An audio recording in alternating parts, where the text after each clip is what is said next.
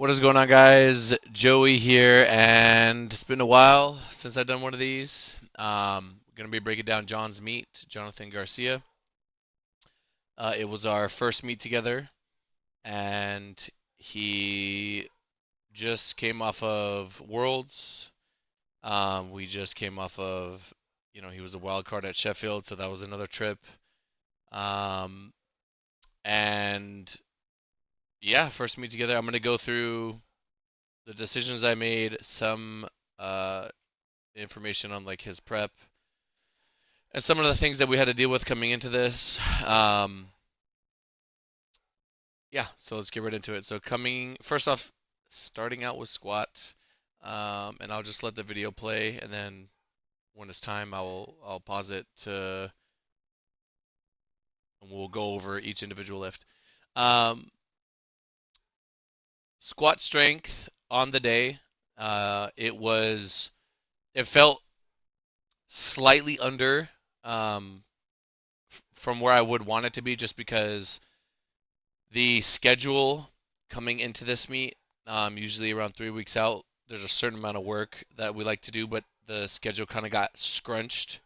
So some of the work started to pile into each other. And then the last 2 weeks coming in, really it was about 10 days. Everything sort of evened out. But ideally, that that really, really, really critical 21 to 14 days out mark would just be done exactly on the days that I have it written, and then you can taper safely from there, and you end up not having to go as light on later days or subsequent days. But John, the mindset coming into this meet was not like this is the end all be all. This is like Russ's mindset getting into nationals. Like we had to go all out. We're gonna lock in. We want to make this a good performance, sacrifice maximum, like do everything you need to do to make this you know, the meet. It was just, hey, let's just do the meet, and then we're doing World Games, right?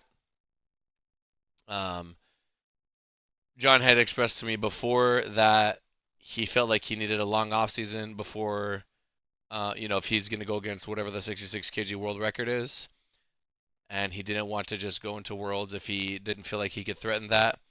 Um, so that was kind of the mindset coming into this. Now, I think in hindsight, um, maybe we wouldn't have done that wild card Sheffield trip just to sacrifice just to not sacrifice the recovery and the going to an international time zone, messing up your sleep schedule, the stress of it, um, and we probably would have stayed more strict about when we hit certain days.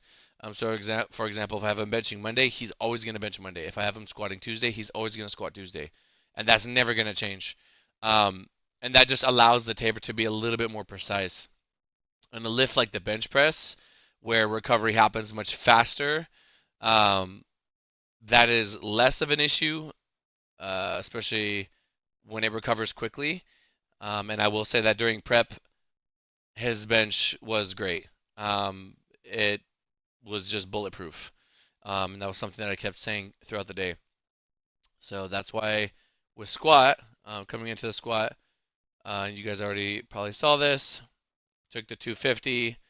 Then I went to 265 because I wanted to leave the door open um, for the potential of maybe possibly another 15 kg jump.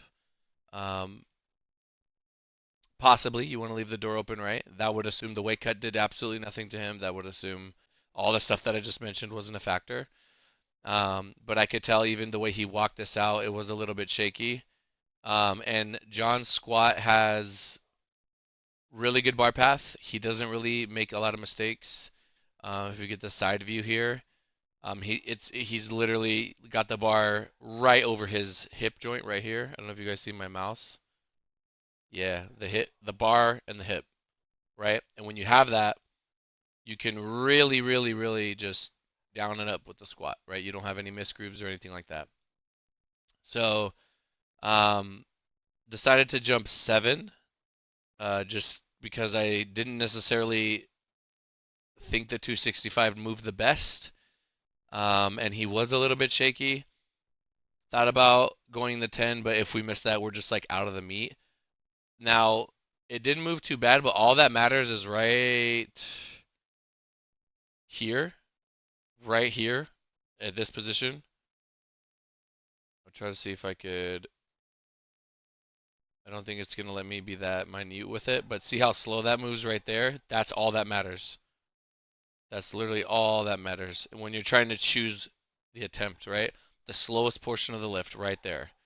Um, you put another, you put another 2.5 on that, it might not go. Might not go. Also, look how the bar is slanted to his right, so our left. It's just too many things going on. It's just not worth it. If we miss that, it means it's just instantly over, right? So that's why I took those jumps.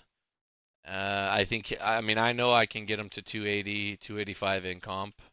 285 might take a bit, but I think I'm very confident we can get to 280. So coming into bench, bench went really, really well. His best ever bench in a meet was 177.5. So I felt that I was pretty aggressive going, first meet together. I'm going to go ahead and go a bit over that. A whole ass attempt up, right? Like a whole, like a first to second, second to third. Imagine third to fourth, right? Um, okay, there we go. So we did the 170, take the record 178. I'm not gonna lie, this record, I mean, the attempts were safe and they were smart, but this record, instead of taking 180 on a second, it just made me pull it back a little bit because it's essentially the same thing. Um, because you get the chip advantage, so you can use that chip to help you do what you need to do. Looked great. Good pop off the chest. Referee was very reasonable. They weren't, they weren't waiting for. So if you guys wonder why the ref is like waiting to put the hand down, see that hand over here on the right hand side? See my mouse? Right hand side. They're waiting to see that the butt's down. There's two referees doing that. This center ref is not going to give the start command until that hand drops and that hand drops. Once those hands drop, then he can get the start command. That's why the hold is pretty long. I mean, look at the seconds. Look at the clock. You see the clock right there?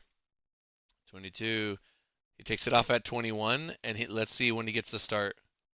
He starts going down at around 18 to 17, right in between there.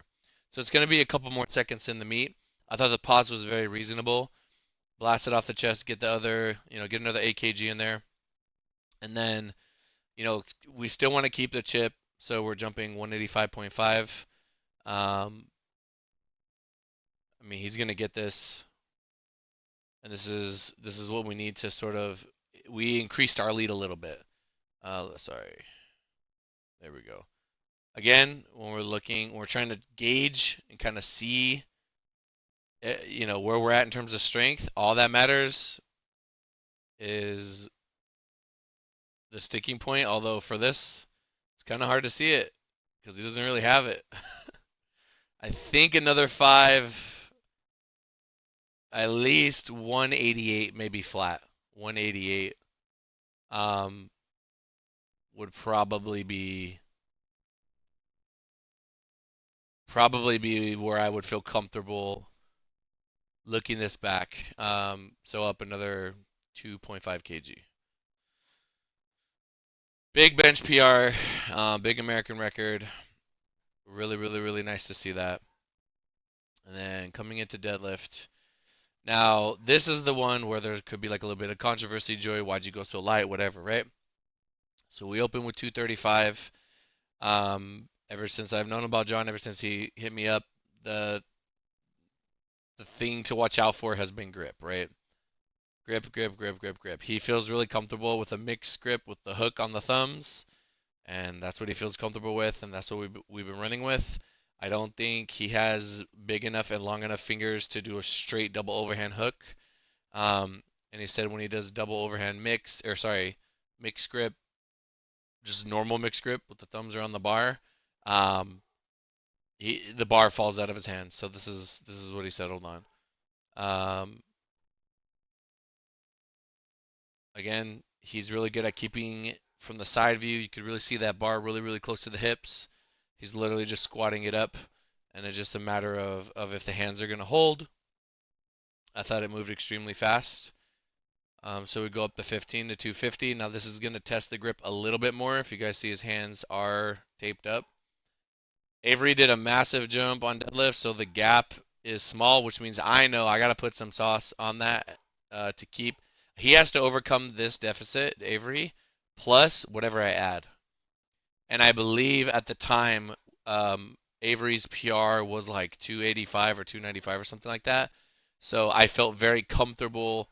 Like everything that he did was uncharacteristic of what he had done before. His last meet, I think, was like 2 months ago. We didn't really have any good information on Avery. I believe his name's Avery. Um, okay, so let's look at this for a second. Watch the feet, balance a little bit. You see the front of the toes come off, not too bad. I'm not really sure what that was. That hand is okay. The bars and the fingers, but I don't know how much more I can put on that without that holding. Um, I also another reason why I chose another reason why I chose that pull or sorry, the 260 that we're about to take next. I mean, it looks like just on strength alone, you guys let me know in the comments, maybe another 15, right? 15 is probably pushing it. 12 maybe. The reason why I chose that number, um, I'm not sure what she's telling us here. The reason why I chose that number is because I need to pick something that he can 100,000% hit without a shadow of a doubt. Is going to be the absolute limit of his grip, and it's going to force Avery to have to increase his enough to overcome that and push him to a place that he's never gone before. I said this to John before I did it, and it's like, if he gets it, he gets it. If he gets it, he gets it. But at the end of the day, I have to make the best jump based on what the information that I have. It did look good. I think me personally. I mean, it's so hard to tell what John's experiencing from his perspective grip wise. I want to say he peaked a little better than I expected on deadlift. Another reason why I chose this is because I usually kind of gauge it with the squat. So for example, if the squat peaks, um, if his squat he hits like 275 or 272.5, and the most that we hit is like 280 or something, I'm gonna be like, okay, he's like a bit off from his top end, which is about 7. Sometimes the deadlift will be in tandem with that. Not always. I don't think it was here. And this is the type of troubleshooting that you experience your first meet together. Um, I think 100%. If I would obviously known that, Avery could pull that, would have gone up to 5, and then we would just test the grip. I mean, it's right there. It's if grip is bulletproof, yeah. I mean, I screwed up. I should have gone up another 5, but I do have information on John uh missing something like that. And let me actually pull it up. Okay, so I don't know if you guys can see this. I don't know if I can make this bigger, but essentially this is open powerlifting, Jonathan Garcia. Yep, our meet together was our best meet. This last meet that we did, at Worlds he hit 260 and he missed 265. That was in my mind. He also squatted less than he did with me, um, which could maybe justify that he might have had at least 2 more. But Avery's deadlift did look really good, and I think he probably had the 2. Um, but I think really, like we can nitpick this all day. I need more time with John to really understand where his deadlift grip is going to be. Um, I think next meet we're